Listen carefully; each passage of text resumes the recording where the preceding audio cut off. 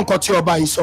àwa fúnra ara wa a ti pe ìpàdé in fact ìpàdé la ti ń bọ̀ ń bì kò ń sọ̀rọ̀ jagun la kò pàdé fún o kò ń sọ̀rọ̀ jagun even bàbá gan ó yẹ kán wà lájàṣẹ lónìí gbogbo traditional rulers tó wà ní gbogbo ilẹ̀ gbóònà we have a gómìnà traditional rulers forum ta máa ń jókòó quarterly la máa ń jókòó in fact meeting ẹ̀ ní ta ṣe lájàṣẹ emergency ni òru ta ti gbọ́sẹ̀lẹ̀ ti jagun yìí náà ni ìdààmú ti bá ọkàn gbogbo wa but a ní tòun ti bẹ́ẹ̀ a máa jókòó yẹn wọ́n ṣe torí ìṣẹ̀lẹ̀ jagun la fi jókòó a pè emergency meeting ordinary lè ní so a dẹ̀ rọ́jú make sure pé a jókòó yẹn but adúgbò fọlọ́run pé aṣojú gómìnà bá wa níbí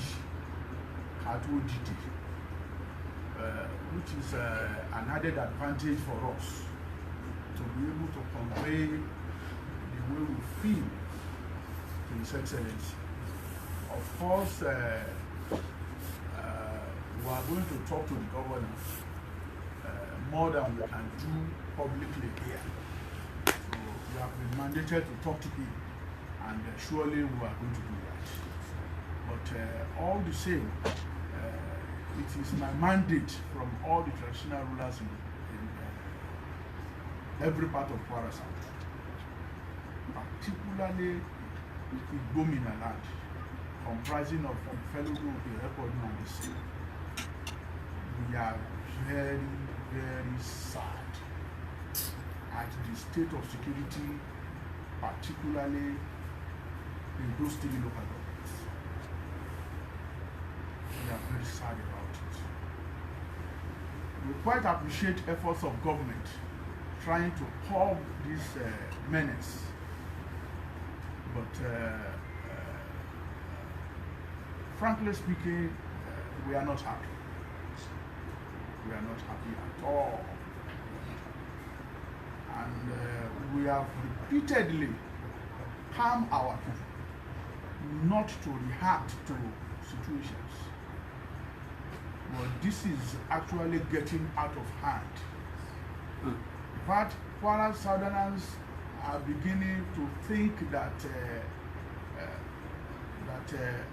maybe we are not part of Kwara again.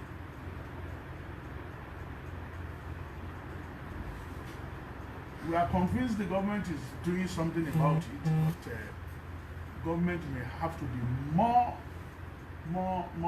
aggressive. Government may have to be more aggressive about the situation. And of course, we are going to talk to the governor behind camera, but of course, it was our resolution today that all the vehicles bought, the 2 vehicles per local government, those motorcycles, they are not for decoration. wọ́n ìṣẹ̀lẹ̀ tó ṣẹlẹ̀ tí ọba yìí sọ nínú fídíò yìí ni mo fẹ́ kẹ́ ẹ gbọ́ o. Those vehicles, the patrol vehicles, 2 per local government, and the motorcycles be put to use.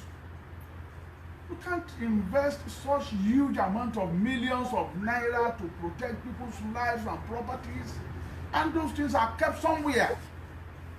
Ara ọ̀rọ̀ náà ni bàbá wa yìí sọ yìí o. Rather, some people are there turning those vehicles into luxury use. Àdìtú ọ̀rọ̀. Not be, and we are losing lives on daily basis.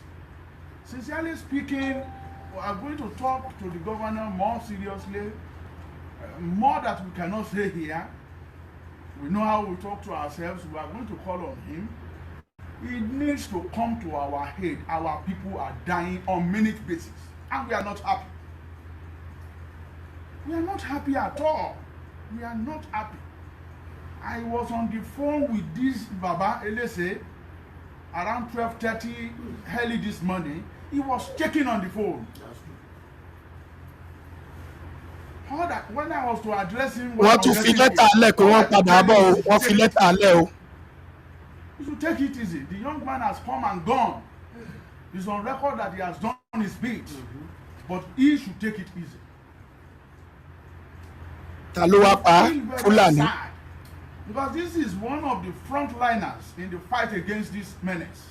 So if it could be that easily cleared off, so that is a very bad signal to us. We don't receive that signal with pinch of salt. So we sincerely speaking, we are not happy. Our heart is very heavy, and you could see the community everywhere is as if there is nobody in this town. It's as if go to Oko. Once it's 6 o'clock, everybody will rush in. A few weeks ago, the Yaloja of Oko was kidnapped. Ẹ máa gbọ́ o. Ola, the same story. Omuana, that one is even like on daily basis. Ṣé ń gbọ́? We want to appeal to government for God's sake to help us. Honestly speaking, I make bold to say that the traditional institution, we are working very hard. In fact, we task ourselves, the first class amongst us, including this Baba and all of us, the first class amongst us, we contributed 250,000 naira each. The second class, 150,000. The third class, 100,000. Fifth class, 70 or so. Some of us even contributed more than the amount allotted to our classes to be able to make some provisions for these people. There is no way we as a people can fight this cause without government support, because this devilish need the government. go around with a I with next 7 hours. So we just have to encourage this our vigilantes to work. Some of them are discouraged. At times when some of them are arrested, they fight, they will go and face murder charge alone on their own. But I comment particularly this yesterday here on issues of this nature. Anytime we call him, he will rise to the occasion to make sure that whoever is involved is released. He's done it several times. But sincerely speaking, as a people of Igomina land, we are not happy and we can't. Ẹ̀yin èèyàn mẹ́jọ ẹ má bínú, mo kàn lọ́rọ̀ kékeré láti sọ lórí ọ̀rọ̀ tí bàbá yìí sọ níbi tó burú sí àwọn ọlọ́dẹ wa tán bá lọ mú wọn, tán bá lọ báyìí láti pé kó lọ kojú Fúlàní tó jiyàn gbé, tán bá ń bọ̀ wọ́n lè wà pé wọn kọ́ bá ọta ìbọn, wọ́n ní ọta wo leléyìí, wáyé tó ti lè máa kó ọta bí elébẹ́, mo ní láísẹ̀nsì máa ní ó lè máa kọ́ta, wọ́n mọ̀ o pé ó lọ rescue èèyàn ni wọ́n mọ̀ o, wọ́n á tún kó wọn, wọ́n lè sọ pé ìbọn tó wà lọ́wọ́ yìí ó ti fi pààyàn, wọ́n á tún chájì ẹ̀. Àwọn Fúlàní yẹn náà ló ń ṣiṣẹ́ yẹn o, the same Fúlàní yẹn náà ló ń ṣe iṣẹ́ yẹn o, ó ti yẹ, the same Fúlàní yẹn náà ló ń ṣiṣẹ́ yẹn o, in connection with ọba àti olórí ọ̀dọ́ ìlú yẹn. Àwọn èèyàn kò kì í fojú sọ àwọn olórí ọ̀dọ́ yẹn ni, ṣé àwọn olórí ọ̀dọ́ míì nílùú wọ́n ya wèrè burúkú, olè ní gbogbo wọn, torí pé tí ẹni gọ́vnà bá máa díje olórí ọ̀dọ́ ìlú yẹn lá wá, torí ó mọ̀ pé ó máa ń ṣe mítì pẹ̀lú àwọn ọ̀dọ́, òun ló máa kọ́ capture. Tí àwọn Fúlàní bá wọlé, owó tó bá gbé fọ́ba, ọba ò ní fẹ́ dá nìkan jẹ́, á pe olórí ọ̀dọ́ mọ́ra, so that ìyẹn ló máa pa ẹnu àwọn yòókù mọ́. ní tó ń ṣẹlẹ̀ nìyẹn o. Àwọn ọmọ ogun tó yẹ kó jà fún wa, àwọn Fúlàní, ẹ wo eléyìí tó ṣẹlẹ̀ ní ìlú wo nìyẹn láìpẹ́ yìí, tí wọ́n ní wọ́n kó àwọn ọmọ Yorùbá nation kan pé wọ́n fẹ́ ṣọdún Ọ̀ṣun, wọ́n lọ fi kó àwọn ọmọ Yorùbá nation. Àwọn Fúlàní ló kọ lẹ́tà o against wọn. Ẹ̀yin náà wò yẹn, Fúlàní ti wá lágbára lórí ilẹ̀ wa pẹ̀lú báwọn ọba yìí ṣe ń dáwó tó, agbára wọn ò ka. Àwọn ọba kọ̀ọ̀kan nínú àwọn tó jọ ń dáwó náà ló gbẹ̀yìn bọ́bọ́ jẹ́ o, torí àwọn ọba tẹ́ ń wò ń bẹ̀ yẹn ṣàṣàní nínú wọn tí ò ní màlúù. So àwọn ọba yẹn náà ló ń gbẹ̀yìn tó ń ba ẹbọ yẹn jẹ́. Ṣùgbọ́n nọ́tàn tí táwa ọ̀dọ́ bá dìde, ṣé àwọn ọ̀dọ́ tá a bá dìde sáwọn ọba, orí àwọn ọba yìí láti kọ́kọ́ máa bẹ̀rẹ̀. Tá bá ti lè jó àfin bíi 3, 4, 5 tá jó àfin wọn, bàbá dẹ̀ jó àfin wọn ká máa wọ́ wọn jáde. ṣẹ́ni tá bá ti lè wọ́ ọba kọjá dé kẹ́ mọ̀ pé ẹ ti bà ayé Fúlàní kan jẹ́ ni wọn ò ní kọ́ńtàtì mọ́ nìyẹn dènà àwọn Fúlàní tó wà ńbẹ̀ wọ́n á sá lọ torí pé ọba ẹ̀yin èèyàn mi mo máa tú àṣírí ọba tí mo ní mo fẹ́ tú yẹn àtàwọn fídíò tí mo máa fi wọ̀nyí ọ̀rọ̀ tí mo sọ yẹn ayé yín ẹ já gbọ́ fídíò ìsíwájú sí ayé yín sìn. hide it any longer. Each. The second class 150,000, the third class 100,000, fifth class 70 or so. Some of us even contributed more than the amount allotted to our classes to be able to make some provisions for these people. There is no way we as a people can fight this cause without government support, because these devilish, ungodly people in the bush, they go around with a more sophisticated ammunition. So we just have to encourage these our vigilantes to work. Some of them are discouraged. At times when some of them are arrested, they felt they will go and face murder charge alone on their own.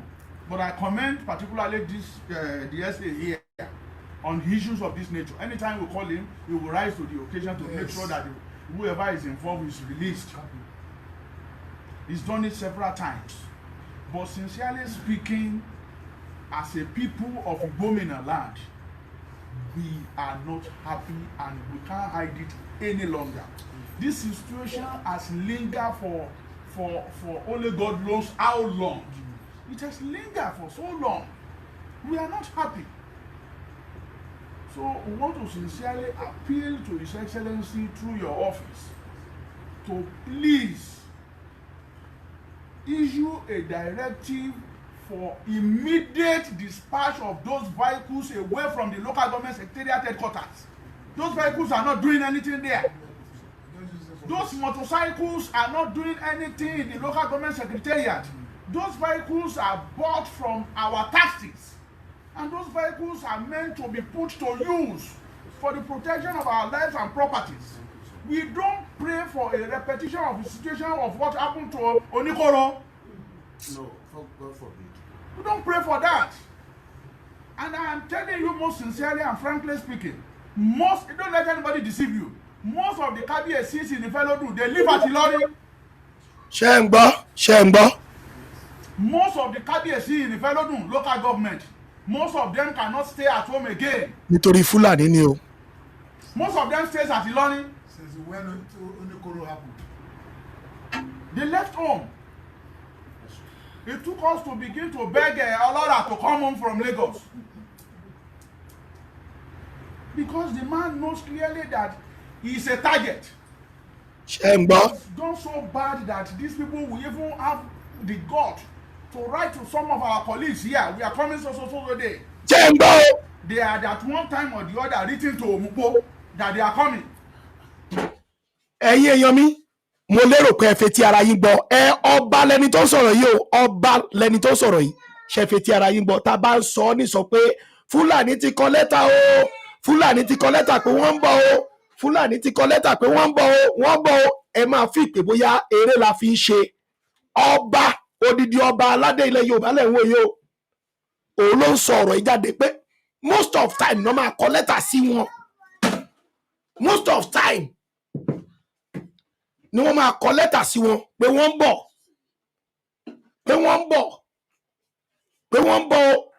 wọ́n á dẹ̀ wá òun ló fi sọ pé in tó ṣẹlẹ̀ sí ọba Oníkóró wọn ò fẹ́ kó ṣẹlẹ̀ sí wọn torí pé ọba Oníkóró náà a gbọ́ pé wọ́n kọ lẹ́tà sí ni pé wọ́n ń bọ̀ ẹ̀yin ènìyàn mi ilẹ̀ Yorùbá mà ti ń lọ dẹ̀dẹ̀dẹ̀ ilẹ̀ Yorùbá mà ti ń lọ dẹ̀dẹ̀dẹ̀ lọ́wọ́ àwọn ọmọ Usman Dan Fodio iṣẹ́ tí Usman Dan Fodio ọ̀gá wọn ṣe kù òun náà máa ń ṣe lọ́wọ́lọ́wọ́ yìí wọ́n ti fẹ̀sìn mùsùlùmí wọ́n ti fi capture everybody wá nílẹ̀ Yorùbá o bẹ́ẹ̀ dẹ̀ rí ẹ̀sìn mùsùlùmí tí wọ́n yàtọ̀ sí tiwa ṣùgbọ́n àwọn ọmọ ìyá wa ń fojú wò pé ìkankan náà ni wọ́n gbé lọ́wọ́ ẹ̀yin ènìyàn mi ilẹ̀ Yorùbá ń lọ o Elédùmarè ni kó gbà fún wa o òun ni mo ṣe ń sọ fún yín ẹ jẹ́ á dìde gbogbo ọmọ aládé mo wà nílùú òyìnbó ọ̀rọ̀ yìí o ìtẹ̀yìn náà bá lè ṣe lágbára petition lẹ lè kọ ní ẹ mọ ìyàwó olóṣèlú ni yín ni ẹ mọ ìyàwó olóṣèlú ni ẹ àbúrò gómìnà ni yín ni ẹ̀gbọ́n gómìnà ni yín ni tẹ́ ẹ dẹ̀ mọ̀ pé ẹ nífẹ̀ẹ́ Yorùbá ẹ dìde ẹ jẹ́ àjọ jàjà yìí ẹ ran ilẹ̀ Yorùbá lọ́wọ́. Olóyè ló fẹ́ wọnú gbọ́ lọ́jọ́ tí kò lọ lé wọn, àwọn gómìnà dìde wọ́n ní kò sí tó jọ. Ọba ìlú Ìgbàjà ó jẹ́ kó yé wa wípé Fúlàní pa yín, ẹ pa Fúlàní padà tún lọ ń jólé wọn, kò yẹ kó rí bẹ́ẹ̀. Ẹ gbọ́ lẹ́nu ọba yẹ, ẹ gbọ́ lẹ́nu ẹ̀ loud and clear, ó clear sí ilé tí ni kẹba lè mọ bó ṣe lọ. Bàbá yìí náà tún jókòó ń sìn, ó tún jẹ́ kó yé wa wípé wọ́n máa ń kọ lẹ́tà níbi tó ń gbójú gbóyàdé ní ilẹ̀ bàbá wa nítorí àwọn ọba tó ti gbàbọ̀dé fún wa, tó ti gbówó fún. Wọ́n wá ń sọ ọ́ nìsọ wípé wọ́n á kọ lẹ́tà pé àwọn bọ́ wọ́n dẹ̀ máa bọ̀. Nígbà tí wọ́n pa Kọ̀gù tán, wọ́n tún fi lẹ́tà sí wípé eléyìí tá a pa yìí kékeré ni o, a ṣe ń bọ̀ wá pa mí. Ẹ̀yin èèyàn mi, odò ń gbárèrè ilẹ̀ Yorùbá lọ o, kí Olódùmarè kó ṣàánú gbogbo wa. Ẹ̀yin èèyàn wa, ẹja máa gbọ́rọ̀ yìí níṣó. Instead, the fact they will go and face murder charge alone on their own. But I commend particularly the SA here on issues of this nature. Anytime we call him, he will rise to the occasion to make sure that we has lingered for only God knows how long. It has lingered for so long. We are not happy. So we want to sincerely appeal to His Excellency through your office to please issue a directive for immediate dispatch of those vehicles away from the local government secretariat headquarters. Those vehicles are not doing anything there. Those motorcycles are not doing anything in the local government secretariat. Those vehicles are bought from our taxes. And those vehicles are meant to be put to use for the protection of our lives and properties. We don't pray for a repetition of the situation of what happened to Onikoro. No, God forbid. We don't pray for that. Mo kàn fẹ́ kẹ́ ẹ gbọ́ bẹ̀ yẹn dáadáa ni, ẹ má bínú ẹ̀yin èèyàn mi, mo fẹ́ kẹ́ ẹ gbọ́ bẹ̀ yẹn dáadáa. Don't let anybody deceive you. Most of the Kábíyèsí in the Ìfẹ́lódùn, they live at Ìlọrin. Mo fẹ́ kẹ́ ẹ gbọ́ pọ́ìntì yẹn dáadáa ni o, ẹ̀yin ọmọ aládé. Most of the Kábíyèsí in the Ìfẹ́lódùn local government, most of them cannot stay at home again. Most of them stays at Ìlọrin. Since when Onikoro happened? They left home. It took us to begin to beg Olora to come home from Lagos. Because the man knows clearly that he is a target. It has gone so bad that these people will even have the gut to write to some of our colleagues here. We are coming so day. They had at one time or the other written to Omupo that they are coming. What type of situation is this? This is not what we meant. So we are saddened. We are not happy. Our situation is covered by the different robes we put off. We couldn't sleep to act any longer. I must be honest with you. We call this meeting not because we know that this will happen to Jagun. No. We call an emergency meeting to come around again. In fact, we are using our resources out of nothing to make sure that things are working. Our people can no longer go to farm. Honestly, I swear by the name of God Almighty that I worship, our people are running away from going to farm. Ṣé ń gbọ́ ọba aládé nìyẹn o. Nígbà táwọn èèyàn bá lè Ẹ gbọ́rọ̀ lẹ́nu wọn. Wàhálà dé nìyẹn. Ebi ń pa wá o, ebi ń pa wá o, ebi ń pa wá o. Ṣé fún gómìnà pé ẹ bá wa nínú ìbànújẹ́, ọkàn wa gba ọgbẹ́, inú wa ò dùn. The situation in Kwara South, particularly in Gómìnà land, we are not happy at all. And we think that this government is our government. And they have said it times without number. The traditional institution under my domain, under our watch, we are for the government of the day 100%. His Excellency has no reason to doubt at all that we are for him. And we have done everything to display, to show, to confirm to the authority that we are 100%. If there is anything called 101%, We are for government. Then government should come to our aid. mọ̀ pé nínú ẹ̀yin ọba yìí náà wà lára àwọn tó lára yín máa wà lára àwọn tó against olóyè Ìgbòho The situation should not láti pé kókó àwọn ọmọ Yorùbá kúrò If you go to Oko, you will be surprised that this is a community. By 6, everybody, they are in house. And it's a university town. And there's a university there. In fact, only today, Dr. Thomas Adewumi was in the meeting at Ajase with us. He donated 10 million naira, was that not? Yes. To contribute to the money. We are not also sleeping. We are not also sleeping on our part. But the machinery to do this work more better is with government. There are certain things as a people we cannot do. There are certain things as a people we cannot be seen to carry them. It's illegal by law. Because ours is a society regulated by law. This security operative cannot be seen going around with certain class of ammunition. So we require, and sincerely speaking, we have identified locations. I don't want to go there. Dislodge them. Dislodge them. These people are killing us. It shouldn't get to the extent that when we have no number anymore. ó mà ṣe o Identified locations. àwọn bàbá yìí náà ti ń rí bó ṣe ń lọ nílẹ̀ Yorùbá. Locations. Which we can dislodge them from. I don't need to say anything anymore about that. So thank you so very much. Please deliver our message to His Excellency. I'm going to talk to him again. Inú wa ò dùn, inú wa ń bàjẹ́. Nobody here is happy. We are not happy. We are a very unhappy people in Kwara South as we speak now, particularly on the issue of security. There is no reason why those vehicles should be kept in the local government secretariat. There is no reason why those motorcycles should be kept there.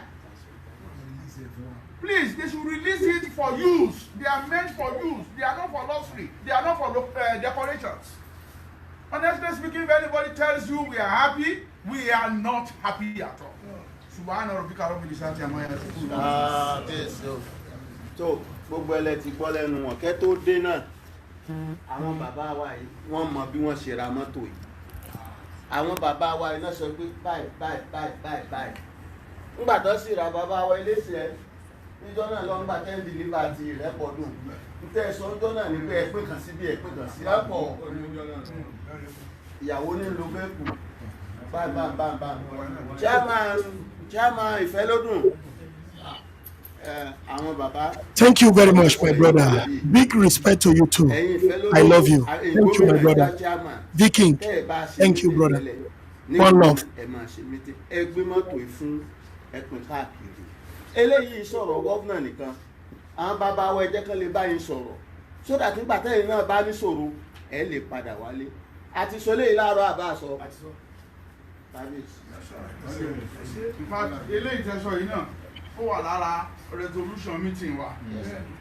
Ó wà lára resolution meeting wa tá a ṣe náà lájàṣe. Wọ́n ra mọ́tò tó yẹ kí àwọn security máa lò.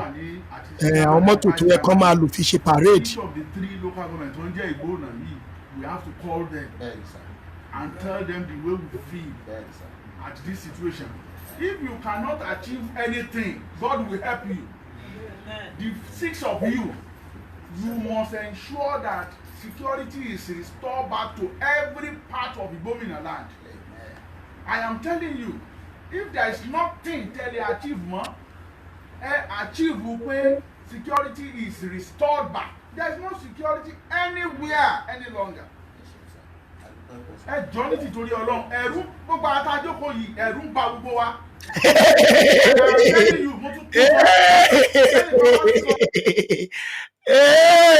Ẹ̀yin ọmọ Yorùbá,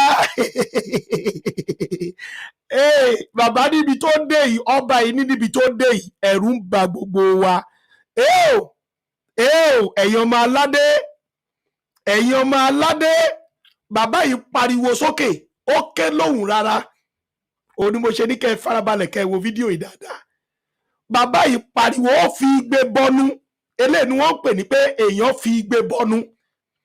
Ó ké lóhùn rárá wípé níbi tá a dé ìdúró yìí o, ẹ̀rù ń ba gbogbo wa nítorí pé àwọn Fúlàní yìí wọ́n á kọ lẹ́tà sí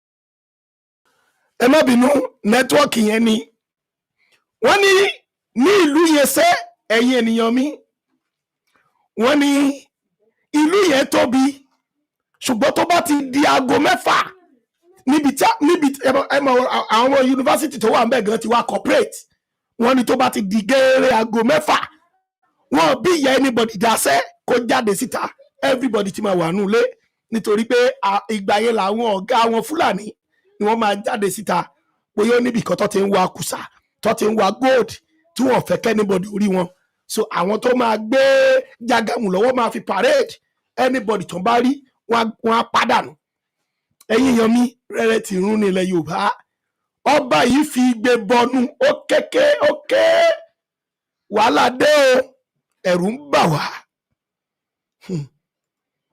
mi ti wá ta ṣe náà lájàṣe náà lé ní iná pé àwọn mẹ́tẹ̀ẹ̀ta tó wà ní àti chairman àti vice chairman for each of the 3 local government tó ń jẹ́ Ìgbóònà yìí we have to call them. bàbá pariwo. Tell them the way we feel at this situation. If you cannot achieve anything, God will help you.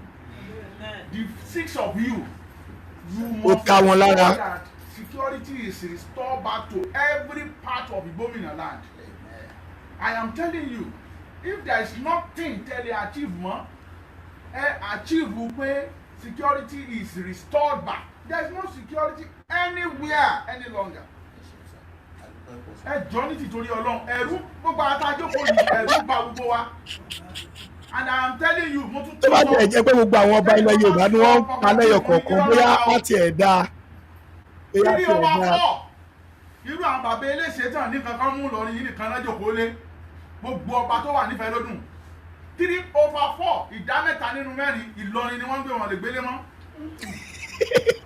àṣírí ilẹ̀ Yorùbá lẹ̀ ń gbọ́ yẹn o àṣírí wàhálà tí ilẹ̀ Yorùbá wà lẹ̀ ń gbọ́ yẹn o. láti ìgbà wáṣẹ̀ wọn lórí adé èsùn ta months àti ilé àwọn ètò ẹgbẹ́ wọn ti ẹ̀rí tán ẹ̀yọ́ bá Yorùbá ẹ̀ nígbà ké ìkálẹ̀ Yorùbá báyìí. wọn padà délé. bàbá ìbínú tán.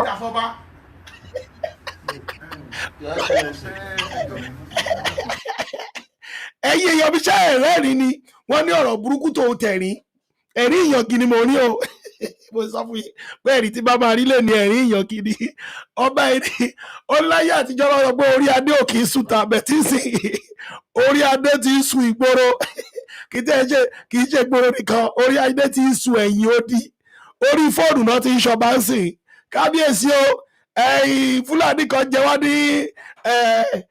wá ní kinní bí yìí o ó jẹ wá ní kinní bí yìí o orí fóònù ni ọba wà ọdẹ ẹ lọ máa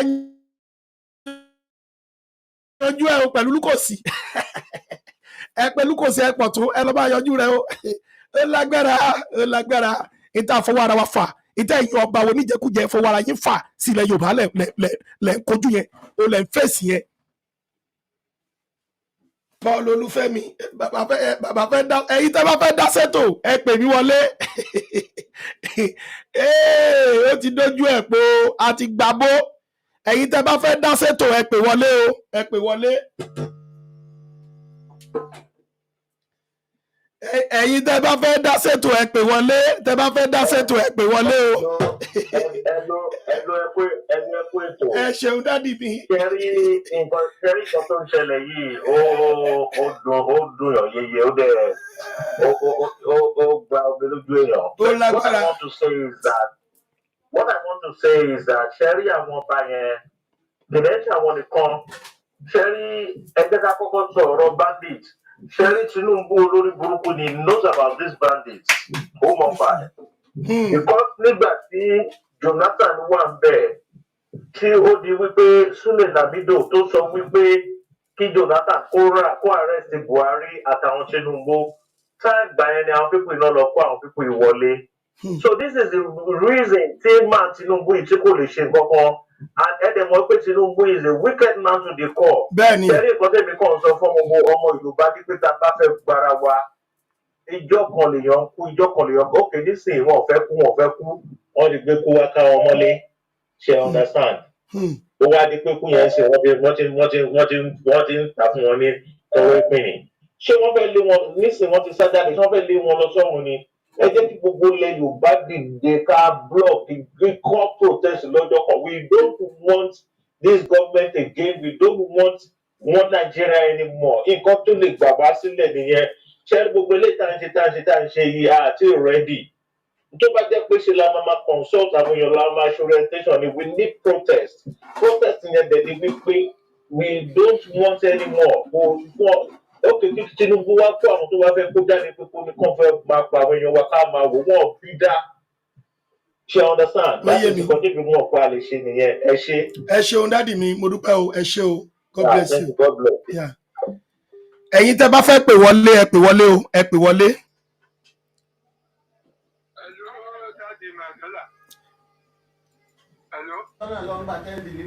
Hello. Ìyàwó ní lo bẹ́ẹ̀kù chairman Ìfẹ́lódùn àwọn bàbá. Hello ẹ̀yin èèyàn mi ẹ̀yin tẹ́ bá fẹ́ pè wọlé mo fẹ́ níbi tá a bala tá a dé yìí ẹ bá mi dá sétò yìí ẹ̀yin tẹ́ bá fẹ́ pè wọlé ẹ jẹ́ n gbé nọ́mbà jáde níbi tá a bá dé yìí tẹ́ bá fẹ́ dá sétò nọ́mbà tẹ́ máa pè wọlé sí mo fẹ́ gbé wọlé yìí ẹ̀yin náà bá fẹ́ dá sí gbogbo nǹkan tí ọba yìí sọ. ẹ lè padà wálé. Nọ́mbà tẹ́ máa pè sí ló wà lójú fọ́nrán yìí tẹ́ bá fẹ́ dá sétò tẹ́yin náà bá ní nǹkan láti sọ torí gbogbo àgbáyé ló ń wò wá báyìí. Ó wà lára resolution meeting wa. Gbogbo àgbáyé ló ń wò wá báyìí tẹ́ bá fẹ́ pè wọlé ẹ pè wọlé. Ṣe rí nǹkan tí bàbá yìí sọ bí ẹjọ́ torí Ọlọ́run mo fẹ́ kí gbogbo àwọn ọmọ Yorùbá ká gbọ́ dáadáa kẹ́ wo bó ṣe ń lọ. Àṣírí ọba tí mo ní mo máa tú àwọn fídíò kan ń bẹ lọ́wọ́ mi tí mo máa fi wọ̀nyí tá a bá dẹ̀ lè fi àṣírí ọba yẹn hàn lágbára Elédùmarè mọ́rọ́mọ́rẹ́ a máa fi hàn àbí lálẹ́ èmi so torí pé àsìkò wa ṣùgbọ́n ó wù mí kẹ́ dá sẹ́tò ìké tó close chapter so ẹ jọ ẹ pè wọlé mo fẹ́ gbọ́ nǹkan tẹ́ máa sọ lórí ọ̀rọ̀ yìí. Ẹ jọ ní tìtorí Ọlọ́run ẹ̀rù gbogbo àtàjókòó yìí ẹ̀rù ń bà gbogbo wa and I am telling you mo tún sọ tẹ́lẹ̀ kan bá sọ kankan mi fún irọ́ náà pa o. Ó fẹ́ kẹ́ túbí gbọ́ dáadáa kẹ́ gbọ́ dáadáa. Gbogbo ọba tó wà nífẹ̀ẹ́ lódùn 3/4 ìdá mẹ́ta nínú mẹ́rin Ìlọrin ni wọ́n ń gbé wọn lè gbélé mọ́. Káyọ̀ jọba kọ́ mọ́ lè dúró sí ìlú tó jọba lé lórí.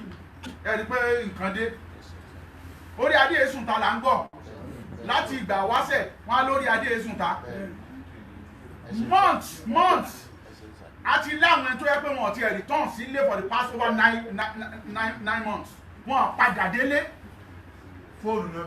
fóònù náà bí operate àsọba. Your Excellency. Ẹ bá gbéṣẹ́ fún gómìnà bó ti yé kí àmọ́ iye ẹlòmíì fún àti tí ó láàárọ̀ púpọ̀ inú ní kò mọ́ ọ sí bó bá pè mọ́lẹ̀ yọ pa àwọn ènìyàn àbí bẹ́ẹ̀ náà wọ́n. Your Excellency sir etí ó kù ń bẹ̀ ẹ̀yin gẹ́gẹ́ bí ẹnìkan mo mọ̀ pé ẹ̀yin náà nígbà tọ́rọ̀ yóò di báyìí ìjọ sí pẹ̀lú àwọn tí a sì mo mọ̀ tá a jọ sọ ó sì ti di báyìí àwọn bàbá wa bá ń sunkún ní sunkún pẹ̀lú ìwọ Ọlọ́run àwa là ń sunkún o àwa ń sun ẹ̀jẹ̀ ní táwọn bá ń sunkún ẹ dákun nítorí more than he has said it, please deliver this message and I promise you like Baba said we will also try our best to reach out to him.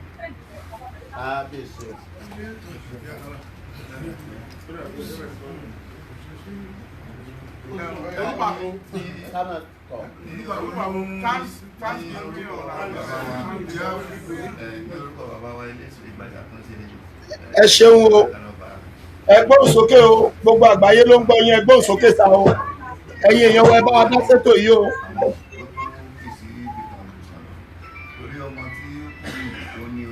ẹ bá wa dá sétò yìí o.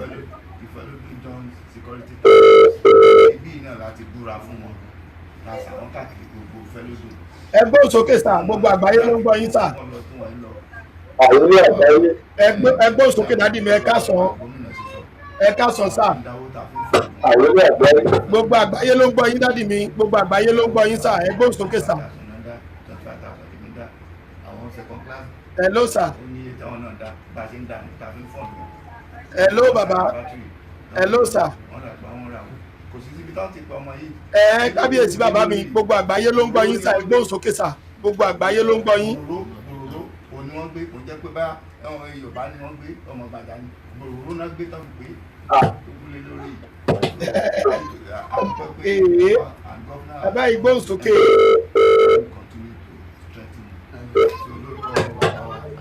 bàbá ẹ máa sọ̀rọ̀ yín lọ ẹ máa sọ̀rọ̀ yín lọ ẹ máa sọ̀rọ̀ yín lọ dádì mi gbogbo àgbáyé ló ń gbọ́ yín.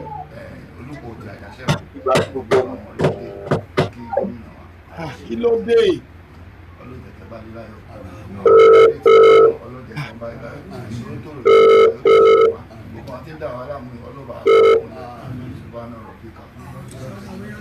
yà ẹ gbóhùn sókè sà ẹ bàbá ẹ gbóhùn sókè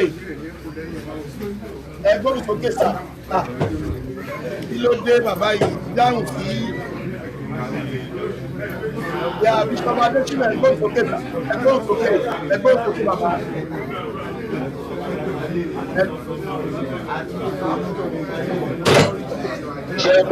Ìyá gbogbo àgbáyé ló ń parí gbogbo àgbáyé ló ń parí. Ẹ̀rí lórí àwọn ọba yẹn àti ilé ìdádótó tó sọ̀rọ̀ gọ́ọ̀mẹ̀ntì kọ́kọ́ release mọ́tò gbogbo ẹ̀ olórí burúkú ni gbogbo wọn. Olórí burúkú ni gbogbo wọn. Òṣèlú ni wọ́n ń ṣe aráàlú dẹ̀ ni wọ́n ń pàjáyé. Ẹ béèrè lọ́wọ́ ẹ̀ àwọn olùwò kó sí palace tó ṣe security fóònù. Ṣé ó le tó bá ń fẹ́ ààbò fún aráàlú wọn àti fún wọn dá oko ṣé ó le fún wọn láti organize security outfit kan register as a company. Tó bá nídìí àkókò ẹ ti pé ìjọba orí ti yín rò ẹ ti pé gómìnà ẹ lè support ẹ orí ti yín rò ṣé ó lè fún yín láti register a security company kẹ irú jagun tẹ ẹ tán padànù yẹn kẹ fi ṣe olórí ẹ regulated by the law of Nigeria ṣé Nigeria dẹ̀ ti wà lọ́lẹ̀ tó bẹ́ẹ̀ náà ni even though we know it's lawless. Tẹ bá ti ẹ̀dẹ̀ wá mọ̀ wípé ẹ ní ìmọ̀ tó bẹ́ẹ̀ yẹn kò le láti owó jọ kẹ employ security company. Ẹ bá mi share ètò yìí ẹ bá mi share ètò yìí ẹ bá mi share ètò yìí. Tí security company fún yín ní security guards àwọn èèyàn tó máa gáàdì aráàlú ẹ̀dẹ̀ kó àwọn aráàlú ní tó wà interested in security àwọn ọlọ́dẹ vigilante ní tẹ̀ sọ wípé ọlọ́pàá ń hà lásán yẹn wípé wọ́n mú wọn fún charges yẹn ẹ kó wọn sábẹ́ security company tẹ employ yẹn wọ́n á fi intelligence wọ́n á fi guide wọn ẹ dẹ̀ dáàbò gbogbo ìlú yín ẹ dáàbò gbogbo oko tí wọ́n parọ́ bọ́ọ̀ lè lọ yẹn tí kábíyèsí tó bá jó olóloko yẹn wọ́n máa dáàbò gbogbo yẹn within 2 days àbò máa dé bá oko yẹn Fúlàní ò ní débẹ̀ bọ̀ nítorí pé aráàlú ni wọ́n ń jẹ ìyà ò dẹ̀ tí ì mú wọn ìyà ò tí ì mú gbogbo náà gbogbo àwọn tó sunkún òṣì lọ bá ilé kábíyèsí yẹn tí wọ́n bá dùn wọ́n lọ́kàn kábíyèsí yẹn ó yẹ kó sá wọlé ni kò yẹ kó fi kábíyèsí yẹn lẹ̀ máa lọ gbogbo àwọn olóyè òṣì tọ́jú ẹ̀ ó yẹ kó sáré wọlé ni pẹ̀lú nǹkan tó sọ lẹ́nu láti wọn yẹn bẹ́ẹ̀ni tọ́dẹ̀ gbọ́. Bẹ́ẹ̀ni. Wọ́n láti ra gbogbo wọn níyè. ó mà ṣe o. bọ̀bọ̀ yẹn tó bá fẹ́ sin kọ́ lọ ró òkú ẹ̀. tó bá mọ̀ pé wọn ò lágbára àti jà wọn ò ní nǹkan kan pọ̀ at least kábíyèsí wọn ní kó fi ilẹ̀ pọ̀ lọ́hùn. kọ́ òkú gáì yẹn tó bá máa sin kọ́ lọ ró òkú ẹ̀ kọ́ fi ilẹ̀ pọ̀ lọ́hùn kọ́ lọ́hùn wá jà. ṣùgbọ́n tí wọ́n bá tún sin tọ́ọ̀rọ̀ òkú ẹ̀ àwọn tó pa ní ẹ̀wọ̀n ìbéèrè tó ń béèrè níbẹ̀ wọ́n wá pè ibi tó ti pè lọ. The question an intelligent person supposed to ask ni wípé wọ́n wá pè fún kí ni ta ló pè ta ló lọ pè. ẹni pé wọn ò sọ̀rọ̀ lọ́bẹ̀ ta ló wá pè kí náà lọ pè fún. ṣé wọ́n kàn máa ń pè wọ́n lọ jà ṣé ìlú Gbàjà wà nínú ogun ni ṣọ́ ń jagun ni ṣọ́ lọ pè kó wá ṣé wọ́n wá pè kó wá bá wọn jagun nínú igbó ni àbí what ṣé ìlú Gbàjà ń jagun lọ́wọ́ ni. ó ṣe kàn lè wá pè é fún kí ni. ó mà ga o. wọ́n kàn wọnú kó lọ padà nù. bẹ́ẹ̀ni. wọ́n wá sọ àtàwọn àtàmọ̀ wọ́n sọ ọ̀rọ̀ dídùn báwọn fún kínní wọ́n tẹ́lẹ̀ bá blame gómìnà náà á tún blame aráàlú padà wọ́n wá ń play wọ́n da ọpọlọ àwọn aráàlú wọn rú wọn mọ nǹkan tó ń ṣe tọ́pọlọ wọn bá pé tí òun mọ tó lè ṣe ọwọ́ wọn ló wà Fúlàní máa pa wọ́n lẹ́yọ̀ kọ̀ọ̀kan títí tó máa fi fẹ́ orí kábíyèsí wọn náà dànù tó gba gbogbo lẹ̀ wọn. ó lágbára o. wọ́n máa ṣe tí wọn ò lè jà tí wọn ò lè ṣe anything at least wọ́n bá máa ṣe máa yẹn kọ́ lọ róòkù ẹ̀ wípé àwọn tó pa lọ pa wọ́n. bẹ́ẹ̀ni. akérògùn ìlú là ń pè. bẹ́ẹ̀ni. kò wá ní yẹ kó sẹ́gbẹ́ nínú ààfin ọba tó ń dáàbò bò àwọn olódùn máa dìtẹ̀ pa fúnra wọn. nítorí ló pa o ọba ìlú náà ló pa o ọba wọn ní Gbàjà náà ló pa o wọn àwọn information tó wà lọ́wọ́ láwọn ló pa o torí ìṣàkọọ́lẹ̀. they know the needful to do tọ́wọ̀n bá tẹ̀ fẹ́ jà openly wọn gbọ́dọ̀ sí bẹ́ẹ̀ yẹn. ó ga o. ṣùgbọ́n tó pọlọ ò bá ṣí kò sẹ́ni tó máa gbà yín ẹ̀yin lẹ́ máa dìde lẹ́ máa gbára yín. It is part of international law, United Nations rule of law. It is part of international law. If you cannot defend yourself, you cannot exist. So tẹ́ ẹ bá níbẹ̀ orílẹ̀-èdè ó bẹ̀rẹ̀ láti street yín. Ó bẹ̀rẹ̀ láti local ó bẹ̀rẹ̀ láti àgbègbè yín ó bẹ̀rẹ̀ láti ilé yín àgbègbè yín street yín ní local government dé gbogbo state dé orílẹ̀-èdè nìyẹn. Ìwọ tó o lè dáàbò bo street yẹn tó o lè dáàbò bo ilé ẹ tó o wà ọkùnrin dẹ̀ yẹn gbé tó sì dì ẹgbẹ́ orí gbogbo yìí ti dàrú. Ààbò bẹ̀rẹ̀ láti inú ilé ẹ títí dé gbogbo street yín gbogbo yẹn come together you defend your street láti ibẹ̀ lọ you defend your farm one by one tágbára yóò bá ka you contribute and employ security architect. ẹ pé gọ́ọ̀mẹ̀ntì ọ̀hún ló wọn dẹ̀ ti ń ṣe ń pariwo yẹn ẹ nígbà kan ṣẹlẹ̀ pẹ̀lú ọpọlọ yín.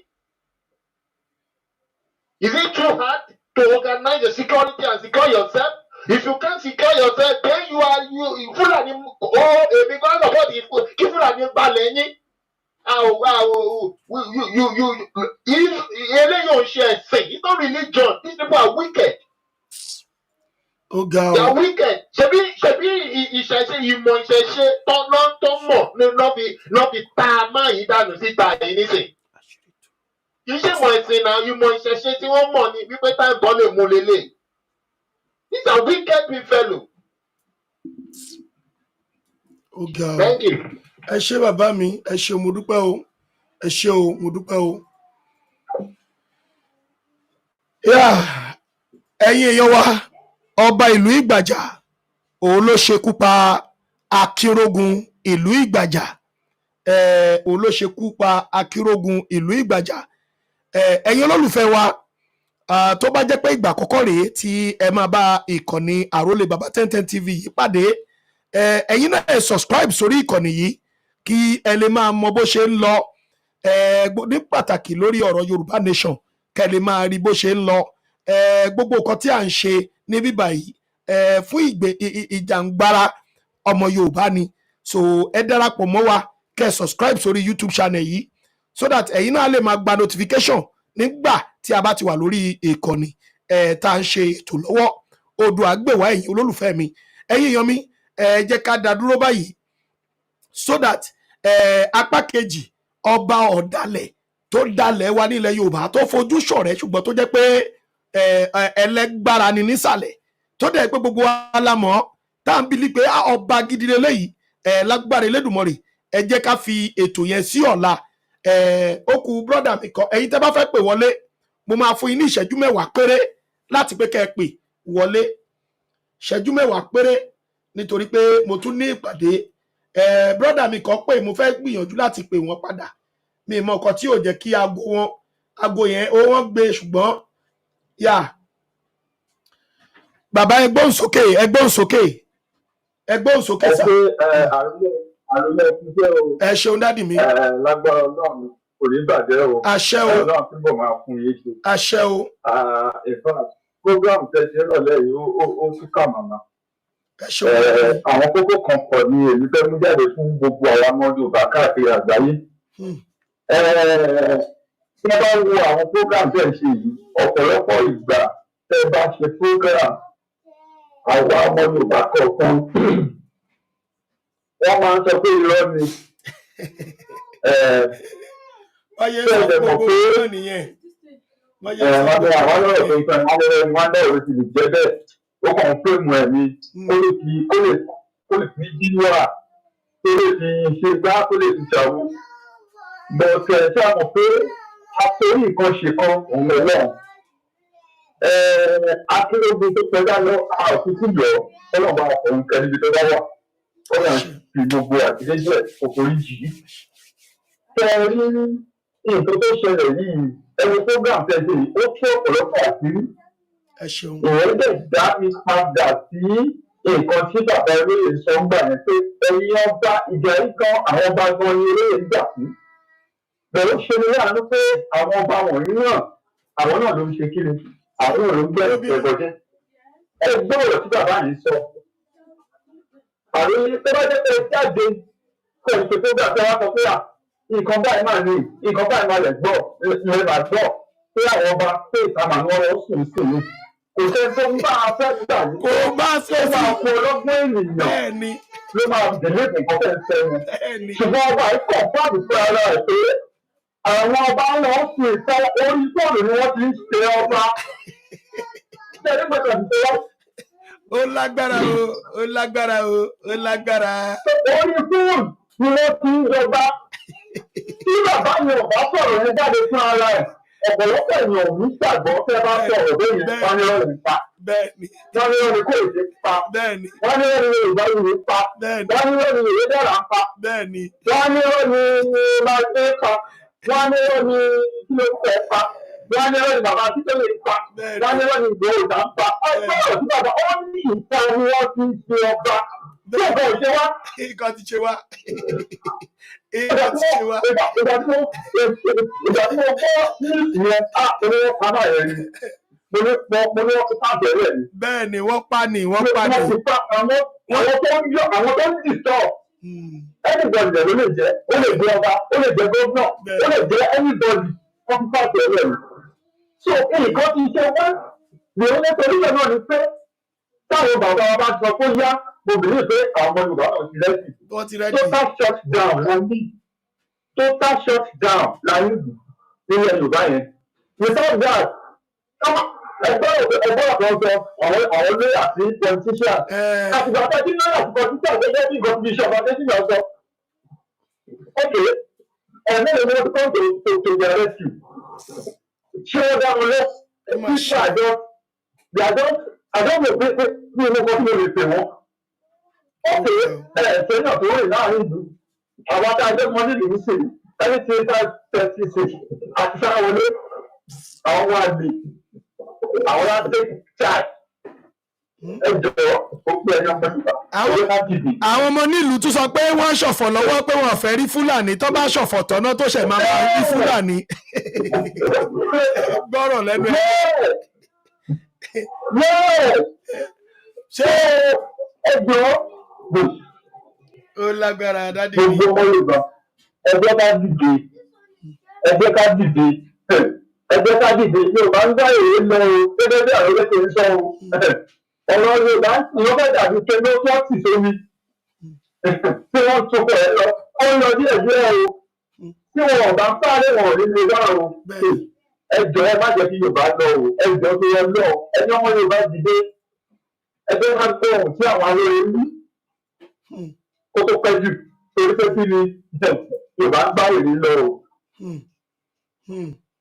ẹ ṣeun dádì mi. àwọn tó fún wọn ní nǹkan kan ṣe káwọn amúdá ọbẹ̀ ṣe fún wa o. bẹ́ẹ̀ ni ìtọ́fẹ́ ṣe nìyẹn ìtọ́fẹ́ ṣe nìyẹn ìtọ́fẹ́ ṣe nìyẹn. ìtọ́fẹ́ ṣe fún wa nìyẹn ìtọ́fẹ́ ṣe fún wa ní Yorùbá nìyẹn ìtọ́fẹ́ ṣe fún wa so wọ́n lè lọ ní àmọ́ọ̀rù láti gbé fáwọn ọba ọ̀kan wọ̀nyẹn ṣùgbọ́n mo rò pé lágbára Ọlọ́run torí ọdún máa tẹ láìpẹ́ láì jìnnà àwọn ọ̀dọ́ orílẹ̀-èdè wa ẹ ṣeun dádì mi. àti gbogbo ọmọ ìbálẹ̀ kan tí ó káàkiri àgbáyé ṣeun o. Yorùbá nation ló gbé ìgbà sí o ṣeun. ẹ̀yin olólùfẹ́ mi mo dúpẹ́ lọ́wọ́ yín o tá a ti jọ bẹ̀rẹ̀ látẹ̀ẹ̀kan ẹ pàdé mi nípa ọba tí alá máa tú àṣírí ẹ̀ lọ́la òde yìí tó jẹ́ wípé ọba yìí ó fojú ṣe ọ̀rẹ́ kódà a tún rí nírì wípé ó tún nífẹ̀ẹ́ ilẹ̀ Yorùbá ṣùgbọ́n tẹ́ bá gbọ́ ohun tí mo fẹ́ sọ lọ́la ẹ̀yin náà mọ̀ wípé Yorùbá a ti kọ̀ǹkan nílẹ̀ Yorùbá ẹ mọ̀ wípé rẹ́rẹ́ ti rún jégéjégé ní ilẹ̀ Yorùbá ẹ pàdé mi lọ́la lágbára Elédùà màmá fi ọ̀rọ̀ bàbá yìí ṣe ìlọ lórí ìkànnì yìí ẹ̀yin èèyàn mi ó dàbọ̀ o ẹ bá mi máa ṣíà ètò yìí o ẹ bá mi máa pín fónílé ẹ pín fún gbogbo àwọn ọmọ Ìgbàjà kẹjẹ kó yé wọn wípé ọba wọn òun ló pa Akírógun o ọba wọn òun ló pa Akírógun ìfọwọ́sowọ́pọ̀ pẹ̀lú àwọn Fúlàní wọ́n fún léèwọ̀ jẹ wọ́n ní wọ́n dá nǹkan sí lára dẹ̀ wọ́n rọ́ọ̀ṣì ẹ̀ láti pa nítorí pé ó ń dí wọn lọ́wọ́ iṣẹ́ kò jẹ́ kó lè ráyè gba rìbá wọn gba ìṣàkọọ́lẹ̀ wọn ẹ̀yin èèyàn mi ó dìgbà kan náà ẹ ṣé mo dúpẹ́ ó dàbọ̀ bye bye. For each of the 3 local governments tó ń jẹ́ Ìgbóònà yìí we have to call them and tell them the way we feel at this situation. If you cannot achieve anything, God will help you. The 6 of you must ensure that security is restored back to every part of the Igbo. ẹ ṣeun ẹ̀yin èèyàn mi ẹ ṣé gan-an ó kọ́kẹ́ tó gbọ́ pàtì ó tó di pé mo pa kámẹ́rà ẹ ṣé mo dúpẹ́ o. Security is restored back. There is no security anywhere any longer. ẹ bá mi máa tẹ love ẹ bá mi máa tẹ love ẹ̀yin tẹ̀ tẹ love yẹn ẹ ṣé mo dúpẹ́ o ẹ bá mi máa tẹ love lórí YouTube ẹ máa tẹ love lórí Facebook bá mi máa tẹ love. 3/4 irú àwọn bàbá eléṣẹ́ tàn ní kankan mú lọrin yìí nìkan lọ́jọ́ kó lé gbogbo ọba tó wà nífẹ̀ẹ́ lódùn 3/4 ìdá mẹ́ta nínú mẹ́rin Ìlọrin ni wọ́n gbé wọn lè gbélé mọ́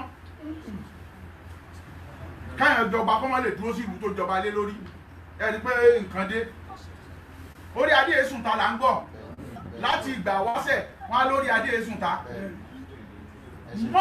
months àti láwọn ẹni tó yẹ pé wọn ti return sílé for the past over 9 months wọn padà délé fóònù náà bí update àsọba. ẹ̀rí pé rẹ́rẹ́nu.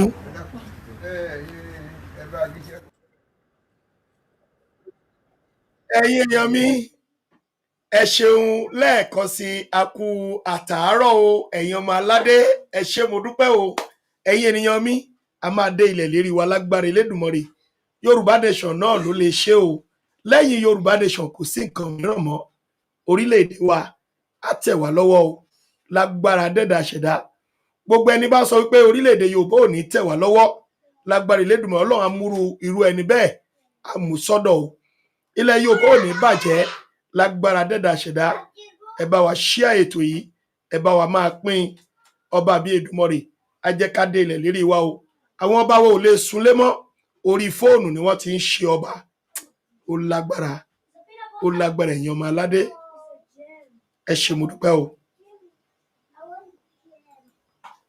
oníkápọ̀wọ́pọ̀ kájọ ṣe iṣẹ́ yìí kò sí nàìjíríà mọ́ o nàìjíríà ó ti kú tipẹ́tipẹ́ láti 2014 àti tó pín 2014 láti pín 100 years yorùbá nation àti tó lọ ẹ wo gbogbo tẹ́nilẹ̀ yorùbá ò ní sí ní gbogbo ẹni tó sọ bẹ́ẹ̀ bá mi nà wọ́n lẹ́gbàá bó bá jẹ́ president ló sọ bẹ́ẹ̀ gbélẹ̀ yorùbá ò ní sí ní bá mi nà wọ́n lẹ́gbàá bó bá jámọ̀ sílẹ̀ lónílẹ̀ yorùbá ò ní sí ní tó bá ní lọ bá mi nà wọ́n lẹ́gbàá bó bá jáwọn ẹ̀mẹ́sà ọlọ́run bá mi nà wọ́n lẹ́gbàá bó bá dẹ̀ jáwọn gọ́nọ́ọ̀sì o tó nílẹ̀ yorùbá ò ní sí ní tó láàní pín bá mi nà wọ́n lẹ́gbàá ọlọ́run jọ jẹ́ ká kú kú o àrà kó pa àwọn tilétilé ọlọ́run bá mi run wọ́n tọmọtọmọ ọlọ́run jọ ó já wọn councillors ó dẹ̀ tún já wọn lọ́balọ́ba o tilẹ̀ yorùbá pátápátá mi ò yájú sọ́ba mi ò dìtẹ̀ mọ́ba àmọ́ ṣá gbogbo ẹni tó bá gbàbọ̀dé fún wa o bàbá bá mi run wọn tilétilé bá mi pa wọn tọmọtọmọ apariwo a ò wá fúlàní mọ́ ṣebí wọ́n pa wá kiri wọ́n dọ́ wa láyà wọ́n dọ́ wa lọ́mọ apariwo pa ò wá wọn mọ́ nílẹ̀ yorùbá torí ẹ̀ náà ṣe ní wá lára oúnjẹ ti dọ̀ wọ́n gógó ọ̀wọ́n gógó oúnjẹ ọ̀wọ́n gógó epo àníkàn máa lọ wọ́n gbàbọ̀dé fún wa wọ́n dọ́ wà láyà o ọlọ́run ọba wò wá náà wọ́n pa wá lọ́mọ o gbogbo èrè oko pátápátá